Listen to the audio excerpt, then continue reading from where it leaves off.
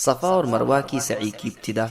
حاجرہ علیہ السلام سے آخر اس ننھی سی جان یعنی اسماعیل علیہ السلام کا یہ ابتر حال دیکھا نہ جاتا تو اٹھ کر چلی جاتی ہیں اور صفا پہاڑ جو پاس ہی تھا اس پر چڑھ جاتی ہیں اور میدان کی طرف نظریں دوڑاتی ہیں کہ کوئی آتا جاتا نظر آ جائے، لیکن نگاہیں مایوسی کے ساتھ چاروں طرف سے واپس آتی ہیں تو اتر کر وادی میں پہنچ کر دامن اٹھا کر دوڑتی ہوئی مروہ پہاڑ کی طرف جاتی ہیں، اس پر چڑھ کر نگاہیں چاروں طرف ڈالتی ہیں اور کسی کو بھی نہ دیکھ کر پھر وہاں سے اتر آتی ہیں، اور اسی طرح ان دونوں پہاڑیوں کا درمیانی تھوڑا سا حصہ دوڑ کر باقی حصہ جلدی جلدی طے کر کے پھر صفا پر چڑھتی ہیں۔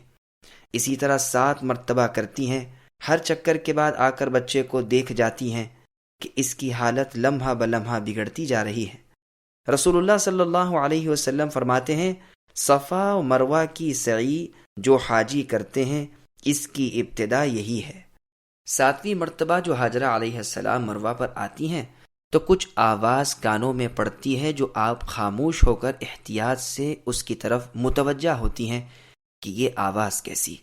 آواز پھر آتی ہے اور اب کی مرتبہ صاف سنائی دیتی ہے تو آپ آواز کی طرف لپک کر آتی ہیں، اور اب جہاں زمزم کا کنواں ہے وہاں جبریل علیہ السلام کو پاتی ہیں۔ زمزم کا کنواں۔ جبریل علیہ السلام پوچھتے ہیں کہ تم کون ہو؟ آپ جواب دیتی ہیں کہ میں حاجرہ ہوں، میں ابراہیم علیہ السلام کے لڑکے کی ماں ہوں۔ جبریل علیہ السلام نے پوچھا، ابراہیم تمہیں اس سنسان بیابان میں کسے سونپ گئے ہیں؟ آپ فرماتی ہیں اللہ کو۔ فرمایا پھر تو وہ کافی ہے۔ حاجرہ علیہ السلام نے فرمایا، اے غیبی شخص، آواز تو میں نے سن لی، کیا کچھ میرا کام بھی نکلے گا؟ جبرائیل علیہ السلام نے اپنی ایڑی زمین پر رگڑی، وہی زمین میں سے ایک چشمہ پانی کا ابلنے لگا۔ حاجرہ علیہ السلام نے ہاتھوں سے اس پانی کو مشک میں بھرنا شروع کیا، مشک پر کر کے پھر اس خیال سے کہ پانی ادھر ادھر بہہ کر نکل جائے آس پاس باڑ باندھنی شروع کر دی۔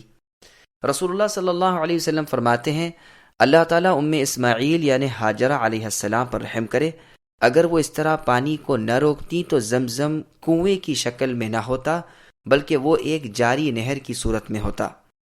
اب حاجرہ علیہ السلام نے پانی پیا اور بچے کو بھی پلایا اور دودھ پلانے لگی۔ فرشتے نے کہا کہ تم بے فکر رہو، اللہ تمہیں ضائع نہ کریں گے، جہاں تم بیٹھی ہو یہاں اللہ کا ایک گھر اس بچے اور اس کے باپ کے ہاتھوں بنے گا۔ حاجرہ علیہ السلام نے اب یہیں رہائش اختیار کر لی، زمزم کا پانی پیتی اور بچے سے دل بہلاتی۔ بارش کے موسم میں پانی کے سیلاب چاروں طرف سے آتے، لیکن یہ جگہ ذرا اونچی تھی، ادھر سے ادھر سے پانی گزر جاتا اور یہاں امن رہتا۔ کچھ مدت کے بعد جرہم کا قبیلہ کدا کے راستے کی طرف سے اتفاقاً گزرا اور مکہ مکرمہ کے نیچے کے حصے میں پڑاؤ کیا۔ ان کی نظریں ایک آبی پرندے پر پڑیں، آپس میں کہنے لگے، یہ پرندہ تو پانی کا ہے اور یہاں پانی کبھی نہ تھا۔ ہماری آمد و رفت یہاں سے کئی مرتبہ ہوئی، یہ تو خشک جنگل اور چٹیل میدان ہے، یہاں پانی کہاں؟ چنانچہ انہوں نے اپنے آدمی حقیقت معلوم کرنے کے لیے بھیجے۔ انہوں نے واپس آ کر خبر دی کہ وہاں تو بہترین اور بہت سا پانی ہے۔ اب وہ سب آئے اور اسماعیل حاجرہ علیہ السلام سے عرض کرنے لگے کہ اگر آپ اجازت دیں تو ہم بھی یہاں ٹھہر جائیں، پانی کی جگہ ہے۔ آپ نے فرمایا، ہاں شوق سے رہو، لیکن پانی پر قبضہ میرا ہی رہے گا۔ رسول اللہ صلی اللہ علیہ وسلم فرماتے ہیں، حاجرہ علیہ السلام تو چاہتی ہی تھیں کہ کوئی ہم جنس یعنی انسان مل جائے، چنانچہ اس قافلے نے یہیں پڑاؤ کر لیا۔ اسماعیل علیہ السلام کا پہلا نکاح۔ اسماعیل علیہ السلام بھی بڑے ہو گئے، ان سب کو آپ سے بڑی ہی محبت ہو گئی، یہاں تک کہ جب آپ بالغ ہوئے تو انہی میں نکاح بھی کیا اور انہی سے عربی زبان بھی سیکھی۔ حاجرہ علیہ السلام کا انتقال یہی ہوا۔ جب ابراہیم علیہ السلام کو اللہ تعالیٰ کی طرف سے اجازت ملی تو آپ اپنے لخت جگر کی ملاقات کے لیے تشریف لائے۔ بعض روایات میں ہے کہ آپ کا یہ آنا جانا براق پر ہوتا تھا، ملک شام سے آتے تھے اور پھر واپس چلے جاتے تھے۔ یہاں تو اسماعیل علیہ السلام گھر پر نہ ملے، اپنی بہو سے پوچھا کہ وہ کہاں ہے، یعنی تمہارے خاوند اسماعیل، تو جواب ملا کہ کھانے پینے کی تلاش میں یعنی شکار کو گئے ہیں۔ آپ نے پوچھا تمہارا کیا حال ہے؟ کہا برا حال ہے، بڑی تنگی اور سختی ہے، فرمایا اچھا، جب تمہارا خاوند یعنی اسماعیل آئے انہیں سلام کہنا اور کہہ دینا کہ اپنے دروازے کی چوکھٹ بدل ڈالیں۔ ذبیح اللہ اسماعیل علیہ السلام واپس آئے تو گویا آپ کو کچھ انس سا معلوم ہوا۔ پوچھا کیا کوئی صاحب تشریف لائے تھے؟ بیوی نے کہا ہاں، ایسی ایسی شکل و شباہت کے ایک عمر رسیدہ بزرگ آئے تھے۔ آپ کی نسبت پوچھا، میں نے کہا وہ شکار کی تلاش میں باہر گئے ہیں۔ پھر پوچھا کہ گزران کیسی چلتی ہے؟ میں نے کہا بڑی سختی اور تنگی سے گزر اوقات ہوتی ہے۔ پوچھا کچھ مجھ سے کہنے کو بھی فرما گئے ہیں؟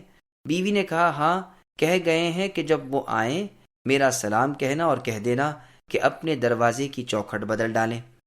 آپ فرمانے لگے بیوی سنو، یہ میرے والد صاحب ابراہیم علیہ السلام تھے، اور جو فرما گئے ہیں اس کا مطلب یہ ہے کہ میں تم کو الگ کر دوں چونکہ تم نے ناشکری کی۔ جاؤ، میں نے طلاق دی۔ انہیں طلاق دے کر آپ نے اسی قبیلے میں اپنا دوسرا نکاح کر لیا۔ ایک مدت کے بعد پھر ابراہیم علیہ السلام باجازت الہی یہاں آئے۔ اس مرتبہ بھی اتفاقاً ذبیح اللہ اسماعیل علیہ السلام سے ملاقات نہ ہوئی۔ بہو سے پوچھا تو جواب ملا کہ ہمارے لیے روزی کی تلاش میں شکار کو گئے ہیں، آپ آئیے تشریف رکھیے، جو کچھ حاضر ہے وہ تناول فرمائیے۔ آپ نے فرمایا یہ تو بتاؤ گزر بسر کیسی ہوتی ہے، کیا حال ہے؟ جواب ملا کہ الحمدللہ ہم خیریت سے ہیں اور بفضل اللہ کشادگی اور راحت ہے، اللہ کا بڑا شکر ہے۔ ابراہیم علیہ السلام نے کہا تمہاری خوراک کیا ہے؟ کہا گوشت۔ پوچھا تم پیتے کیا ہو؟ جواب ملا پانی۔ آپ نے دعا کی کہ اے اللہ انہیں گوشت اور پانی میں برکت دیجیے۔ رسول اللہ صلی اللہ علیہ وسلم فرماتے ہیں اگر اناج ان کے پاس ہوتا اور یہ کہتی تو خلیل اللہ ابراہیم علیہ السلام ان کے لیے اناج کی برکت کی دعا بھی کرتے۔ اب اس دعا کی برکت سے اہل مکہ صرف گوشت اور پانی پر گزارا کر سکتے ہیں، دوسرے لوگ نہیں کر سکتے۔ آپ نے فرمایا اچھا، میں جا رہا ہوں، تم اپنے شوہر کو میرا سلام کہنا اور کہہ دینا کہ وہ اپنی چوکھٹ کو ثابت اور آباد رکھیں۔ بعد از اسماعیل علیہ السلام آئے سارا واقعہ معلوم ہوا۔ آپ نے فرمایا یہ میرے والد مکرم تھے، مجھے حکم دے گئے ہیں کہ میں تمہیں الگ نہ کروں، تم شکر گزار ہو۔ بیت اللہ کی تعمیر۔ پھر ایک مدت کے بعد ابراہیم علیہ السلام کو اجازت ملی اور آپ تشریف لائے تو اسماعیل علیہ السلام کو زمزم کے پاس ایک ٹیلے پر تیر سیدھے کرتے ہوئے پایا۔ اسماعیل علیہ السلام باپ کو دیکھتے ہی کھڑے ہوئے اور با ادب ملے۔ جب باپ بیٹا مل کر فارغ ہوئے تو ابراہیم علیہ السلام نے فرمایا اے اسماعیل، مجھے اللہ کا ایک حکم ہوا ہے۔